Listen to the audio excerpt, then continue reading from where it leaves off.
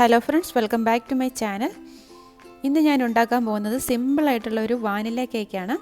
ഓവനില്ലാത്തവർക്കും ഉണ്ടാക്കാൻ പറ്റിയ ഈ കേക്ക് ഉണ്ടാക്കുന്നത് എങ്ങനെയെന്ന് നമുക്കൊന്ന് നോക്കാം. ഈ കേക്ക് ഉണ്ടാക്കാൻ വേണ്ടി ഞാനിവിടെ 3 മുട്ട എടുത്ത് വെച്ചിട്ടുണ്ട്. അത് ഇനി നന്നായിട്ടൊന്ന് ബീറ്റ് ചെയ്തെടുക്കണം. ഞാനിവിടെ ഇതുപോലെ ഇലക്ട്രിക് ബീറ്റർ ഉപയോഗിച്ചാണ് ബീറ്റ് ചെയ്യുന്നത്. ഇതില്ലെങ്കിൽ ഹാൻഡ് വിസ്ക് ഉപയോഗിച്ച് നന്നായിട്ട് ബീറ്റ് ചെയ്തെടുത്താൽ മതി.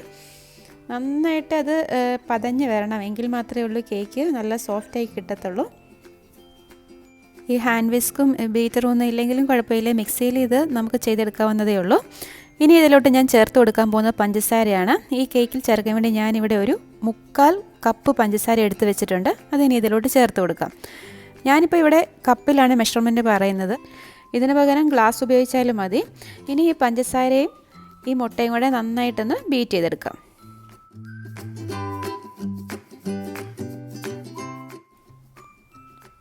ഇത് കണ്ടോ, ഇപ്പോൾ ഇത് നന്നായിട്ട് ബീറ്റായിട്ട് കിട്ടിയിട്ടുണ്ട്.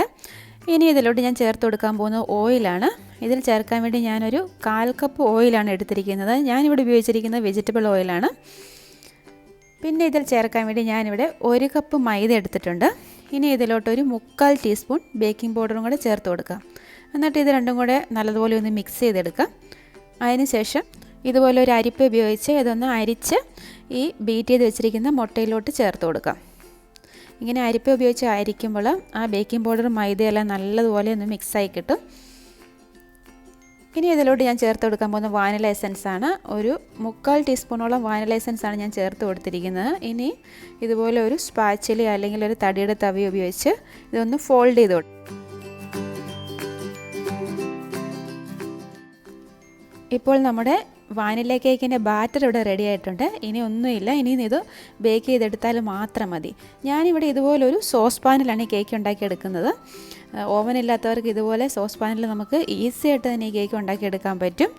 ഇതിപ്പോൾ ഞാനൊന്ന് ഒരു 5 മിനിറ്റ് ഒന്ന് ചൂടാകാൻ വേണ്ടി വെച്ചിട്ടുണ്ടായിരുന്നു. ഇനി ഇതിൽ ഒരല്പം എണ്ണ ഒഴിച്ചിട്ട് നന്നായിട്ടൊന്ന് അതിൻ്റെ എല്ലാ ഭാഗത്തും ഒന്ന് ബ്രഷ് ചെയ്ത് കൊടുക്കാം. എണ്ണയോ നെയ്യോ വേണമെങ്കിൽ നമുക്കിതിന് വേണ്ടി ഉപയോഗിക്കാം, അല്ലെങ്കിൽ ബട്ടർ ചേർത്താലും കുഴപ്പമൊന്നുമില്ല. ഇനി നമ്മുടെ ബാറ്റർ ഇതിലോട്ട് ഒഴിച്ചു കൊടുക്കാം.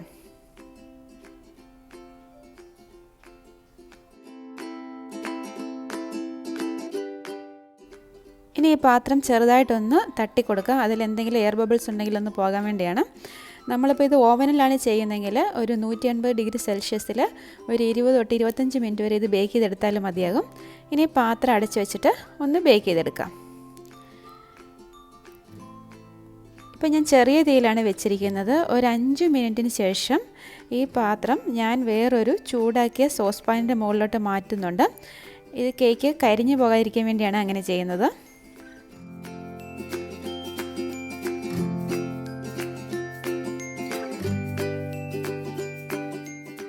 ഇതൊന്ന് ബേക്കായിട്ട് വേറെ ഒരു 35 തൊട്ട് 45 മിനിറ്റ് വരെ എടുക്കും.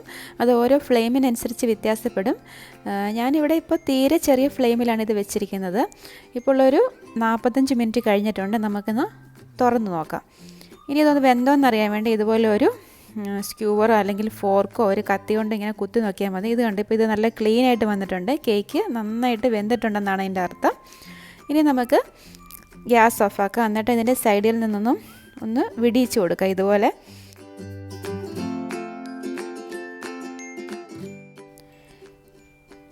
കേക്ക് ഒരല്പം ചൂടാറിയിട്ടുണ്ട്. ഇനി ഇത് വേറൊരു പാത്രത്തിലേക്കൊന്ന് മാറ്റാം. ഇതുകൊണ്ട് അതിൻ്റെ അടിഭാഗമൊന്നും അങ്ങനെ കരിഞ്ഞിട്ടൊന്നുമില്ല. നല്ല സോഫ്റ്റാണ്. കേക്ക് നന്നായിട്ട് പൊങ്ങിയൊക്കെ വന്നിട്ടുണ്ടായിരുന്നു. നമ്മൾ തൊട്ടാൽ തന്നെ ഒരു പൊടിഞ്ഞു പോകുന്ന അതുപോലെ അത്രയും സോഫ്റ്റായിട്ടാണ് കേക്ക് ഇരിക്കുന്നത്.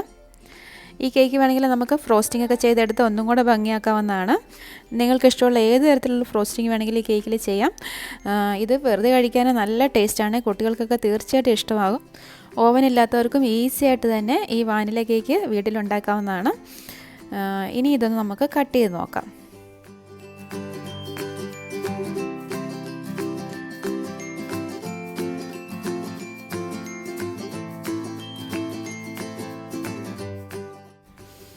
ഇത് കണ്ടോ, നല്ല സോഫ്റ്റാണ്, അതുപോലെ നല്ല ടേസ്റ്റിയാണ് ഈ കേക്ക്. പിന്നെ നമ്മൾ പാനിലൊക്കെ ഉണ്ടാക്കുമ്പോൾ ഈ കേക്കിൻ്റെ മുകൾ ഭാഗം അങ്ങനെ ഒരു ഡാർക്ക് കളറിൽ കിട്ടത്തില്ല. ഇത് ഓവനിൽ അങ്ങനെ നമുക്ക് കിട്ടാറുള്ളൂ. ഈ കേക്കിൻ്റെ വീഡിയോ നിങ്ങൾക്ക് ഇഷ്ടമായെന്ന് കരുതുന്നു. ഇഷ്ടമായാൽ തീർച്ചയായിട്ടും ഒന്ന് ഉണ്ടാക്കി നോക്കണം. അതുപോലെ ഈ വീഡിയോ ലൈക്ക് ചെയ്യാനും കമൻറ്റ് ചെയ്യാനും ഷെയർ ചെയ്യാനും മറക്കരുത്. നിങ്ങൾ ആദ്യമായിട്ടാണ് ഹന്നാസ് റെസിപ്പീസ് എന്ന ഈ ചാനൽ കാണുന്നതെങ്കിൽ ഒന്ന് സബ്സ്ക്രൈബ് ചെയ്തേക്കണേ. സബ്സ്ക്രൈബ് ചെയ്തതിന് ശേഷം അതിൻ്റെ തൊട്ടടുത്തുള്ള ബെല്ലൈക്കൺ ഒന്ന് പ്രസ് ചെയ്യാനും മറക്കരുത്. എങ്കിൽ മാത്രമേ ഉള്ളൂ പുതിയ വീഡിയോയിലിടുമ്പോൾ അതിൻ്റെ നോട്ടിഫിക്കേഷൻ കിട്ടത്തുള്ളൂ. വീണ്ടും നല്ലൊരു റെസിപ്പിയുമായി കാണാം. Thank you for watching Hannah's recipes.